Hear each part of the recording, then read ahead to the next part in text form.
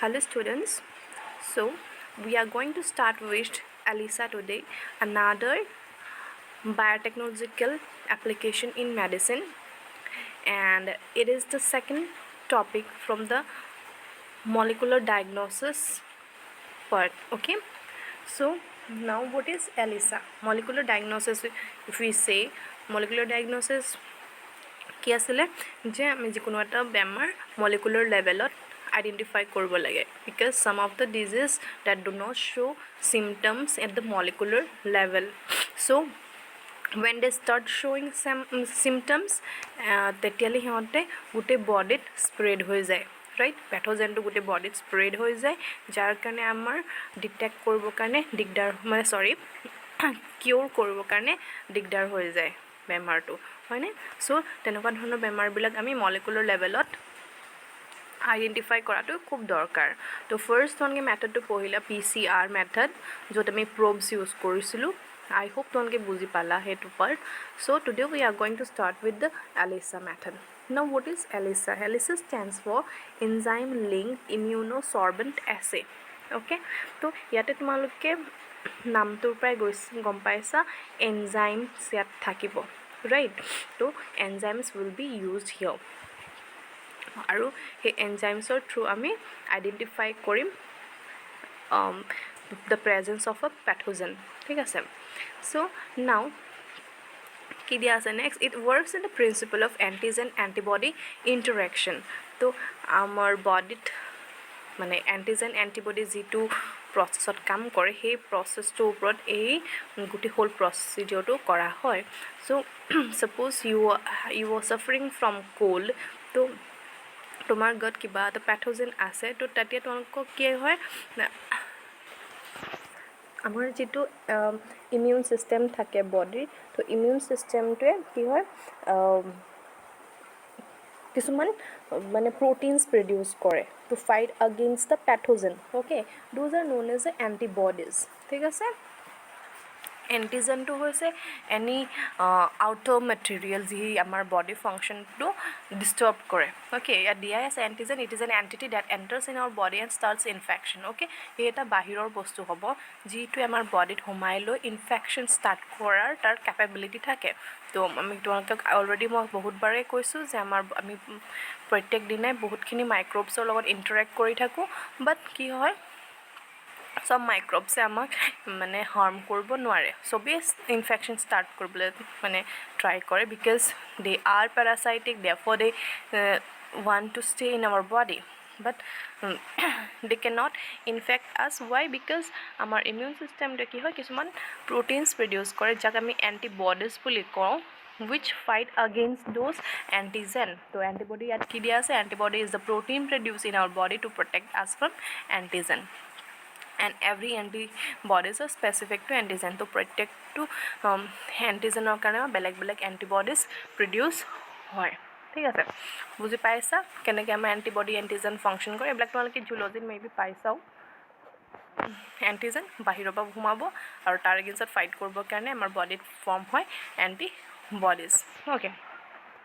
আৰু যদি আমি বাহিৰ আমি বডি এন্টিবডি আৰু এন্টিবায়োটিকৰ ডিফাৰেন্স মনত ৰাখিবা এন্টিবায়োটিকটো কি হয় এন্টিবায়োটিকটো আমি বাহিৰৰ পৰা লওঁ যেটো আমি দৰব খাওঁ দৰবত আমাৰ এন্টিবায়োটিক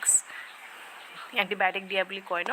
সেইটো আমি chemicals which we take from outside okay and while antibodies are produced by our own immune system so remember the difference ঠিক আছে তো এই যে এন্টিবডি এন্টিজেন এন্টিবডি যেটো মানে ইন্টাৰেকশন আছে সেই ইন্টাৰেকশনটো আমি ইউজ কৰো এলিসা প্ৰসেসটো হেতু তাৰ হৈছে principle now let's see ELISA code use kora hoy so ELISA is used to detect the presence of HIV then Zika virus okay HIV and Zika virus duita kothai tomaloke jana to enokwa dhornor pathogen bilak identify koribo karone ami ELISA method to use koru so for a person to be diagnosed with by the process of ELISA we require antibody protein and a substrate that shows color তো যদি আমি ELISA method to use কৰি পেলাই আমি যিকোনো এটা pathogen of presence to চাব বিচাৰিছো okay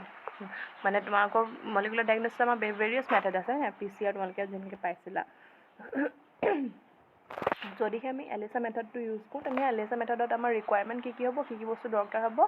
প্ৰথম আমাৰ লাগিব এণ্টিবডি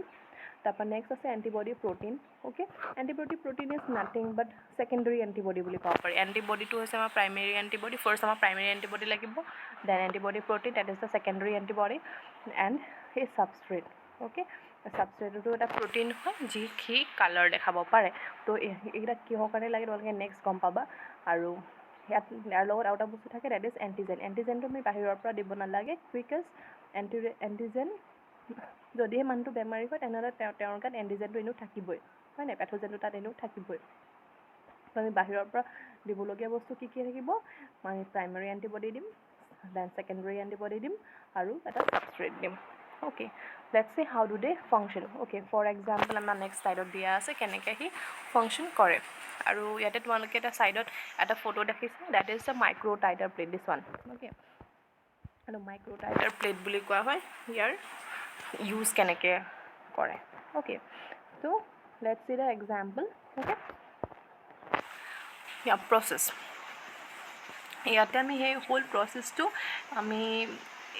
HIV ডিটেক্ট কৰিবৰ কাৰণে চাম অ'কে হিউমেন ইমিউনো ডেফিচিয়েঞ্চি ভাইৰাছটো ভাইৰাছৰ প্ৰেজেঞ্চ আমি চাবৰ কাৰণে আমি এই প্ৰচেছটো উইথ ৰেফাৰেঞ্চ টু ডেট আমি এই প্ৰচেছটো চাম অ'কে তো sample from the suspected person is taken in the microtiter plate তোমালোকে মাইক্ৰ'টাইটাৰ প্লেটখন দেখি আহিলা অ'কে আমি ছাপ'জ এজন মানুহক ছাছপেক্ট কৰিছোঁ যে তেওঁ গাত HIV প্ৰেজেণ্ট আছে অ'কে HIV প্ৰেজেণ্ট আছে তো তেওঁৰ বডিৰ পৰা আমি চেম্পল কালেক্ট কৰিম তো চেম্পল কালেক্ট কৰি পেলাই মাইক্ৰ'টাইটাৰ প্লেটত লোৱা হয় অ'কে মাইক্ৰ'টাইটাৰ প্লেট তোমালোকে দেখিলে তাত কিছুমান হোলছ প্ৰেজেণ্ট আছে হয় নাই ইয়াত কিছুমান হোলছ প্ৰেজেণ্ট আছে তো ইয়াত আমি ইয়াতে চেম্পলটো লৈ লোৱা হয় অ'কে তো সেই চেম্পলত আমি কি কৰিম next we will add the primary antibodies okay antibody তাত এড কৰা হয় তো তোমালোকৰ ইয়াতে ছাইডত দিয়া আছে দেখিছা ইয়াত আমাৰ মাইক্ৰ'টাইটাৰ প্লেটত যেতিয়া আমি চেম্পলটো দি দিয়া হয় যদিহে তাত ভাইৰাছ আছে তেন্তে ভাইৰাছটো এইটো ৰেড কালাৰ তোমালোকৰ স্কুৱেৰ শ্বেপত দেখিছা বৰফি টাইপ দিয়া আছে তো এনেকৈ ভাইৰাছটো প্ৰেজেণ্ট থাকিব তেন্তে microtiter plate if the person is infected okay আমি ছাপ'জ পাৰ্চনজন ইনফেক্ট বুলি আমি ধৰি লৈছোঁ তেতিয়াহে অ'কে ভাইৰাছটো এনেকৈ থাকিব আৰু ভাইৰাছটো থকাৰ লগে লগে যেতিয়া আমি তাত এণ্টি বডি দি দিম অ'কে প্ৰাইমেৰী এণ্টিবডি যেতিয়া দিয়া হয় আপোনালোকে ভাইৰাছটো লগত সেই এণ্টিবডিটো খাপ খাই যাব বিকজ আমি গম পাইছোঁ যে antibody and antigens are very specific right they are very specific so they will bind okay তোমালোকে দেখিছা ৰেড কালাৰটো হৈছে আমাৰ এণ্টিজেন তাৰ ওপৰত গ্ৰীণ কালাৰ লাগিছে হয়নে গ্ৰীণ কালাৰ এৰো টাইপ লাগিছে that is the primary antibody okay তো প্ৰাইমেৰী এণ্টিবডি দিয়াৰ পাছত আমি ইয়াত ছেকেণ্ডেৰী এণ্টিবডি দি দিয়া হয় okay secondary antibody this purple colour will have this things okay তো সেইটো হৈছে আমাৰ ছেকেণ্ডেৰী এণ্টিবডি ঠিক আছে তো প্ৰাইমেৰী এণ্টিবডি ফাৰ্ষ্ট এণ্টিজেনটো আমাৰ ডিটেক্ট কৰে আৰু ছেকেণ্ডেৰী এণ্টিবডিৰ ফাংচনটো হৈছে যে সি লাইক যেতিয়া আমি তাৰ কালাৰ চেঞ্জ এণ্ড অল সেইবিলাক চাবলৈ যাম তেতিয়া আমি তাক ডিটেক্ট কৰিবলৈ যাম সি ডিটেক্টেবল ছিগনেল দেখাবলৈ হেল্প কৰে মানে it makes the means the vision মোৰ ক্লিয়াৰ অ'কে তো নেক্সট কি হ'ল আমি ছেকেণ্ডেৰী এণ্টিবডি দিয়াৰ পাছত আমাৰ এটা বস্তু থাকিলে that is the protein substrate okay the protein substrate is added সেই প্ৰ'টিন ছাবষ্ট্ৰেটটোৰ বেলেগ একো কাম নাই সেইটো ফাৰ্ষ্ট কালাৰলেছ এটা ছাবষ্ট্ৰেট থাকে আৰু যেতিয়া সি কি হয় এই তিনিটা বস্তু পাই যায় antigen primary antibody secondary antibody যেতিয়া সি পাই যায় সি তেতিয়া বাইণ্ড হৈ পেলাই তাৰ লগত বাইণ্ড হৈ পেলাই সি কালাৰটো চেঞ্জ কৰি দিয়ে অ'কে সেইটো দেখিছা লাষ্ট ষ্টেপটো সি কালাৰ চেঞ্জ কৰি দিয়ে আৰু সেই কালাৰ চেঞ্জ হোৱাৰ লগে লগে আমি গম পাম আমি তেতিয়া মাইক্ৰ'টাইটাৰ প্লেটখন যেতিয়া আমি অবজাৰ্ভ কৰিম তাত আমি দেখা পাম যে colour change means the pathogen is present okay colour চেঞ্জৰ কামটো লাষ্ট কোনে কৰিব প্ৰ'টিন ছাবষ্ট্ৰেটে কৰিব অ'কে আৰু যদিহে এই গোটেই চাৰিটা বস্তু তাত প্ৰেজেণ্ট থাকে তেতিয়াহে লাষ্ট পইণ্টত দিয়া আছে if the person is infected then all the four together okay কি এণ্টিজেন যিটো অলৰেডি প্ৰেজেণ্ট আছিলে antibody, there is a primary antibody, then antibody protein, that means a secondary antibody, then protein substrate, okay, hey last যিটো protein substrate color change কৰে will form a complex and will show a detectable signal. Detectable signal means it will show color change, আৰু সেই color change হোৱাৰ লগে লগে আমি কি গম পাম the person is infected. বুজি পাইছা? মই আকৌ এবাৰ কৈ দিছোঁ, the sample will be taken, okay, sorry, the sample will be taken from the suspected person, then তাতে আমি কি কৰিম primary antibody add কৰা হয়. Primary antibody will, if the antigen is present, then the primary antibody will bind to the antigen, then secondary antibody is also added. The secondary antibody will bind to the primary antibody, and finally the protein substrate will be added. The protein substrate will bind to the secondary antibody. If all these four are present together, okay, যদি এই গোটেই চাৰিটা একেলগতে present থাকে তেতিয়া মই যিটো protein ছাবষ্ট্ৰেট আমি লাষ্ট এড কৰিছিলোঁ সি তাৰ কালাৰটো চেঞ্জ কৰি দিয়ে, অ'কে, যদিহে তাৰে তিনিটাও প্ৰেজেণ্ট থাকে, suppose primary antibody, secondary antibody and the protein substrate, then also' the substrate will not change its colour, okay, সেই গোটেই চাৰিটা তাত থাকিব লাগিব, only then, okay, only then the substrate will change its colour, and যদিহে আমাৰ colour change থাকে then what we will know that the person is infected, and more intense the color, the person has more pathogen in his body, okay, color to যিমানে বেছি intense হ'ব, যিমানে বেছি dark হ'ব, সিমানে আমি গম পাম যে the person না বডিত পেথোজেনটো স্প্ৰেড হৈ গৈছে, কিমান বেছি স্প্ৰেড হৈছে, লাইটৰ যিমান বেছি লাইট কালাৰ হয় সিমান বেছি তাৰ পেথোজেনৰ প্ৰেজেঞ্চটো কম থাকে, আৰু যিমান বেছি ডাৰ্ক হয় সিমানে বেছি তাৰ পেথোজেনৰ মানে পেথোজেনৰ কাউণ্ট মানুহজনৰ বডিত বেছি থাকে,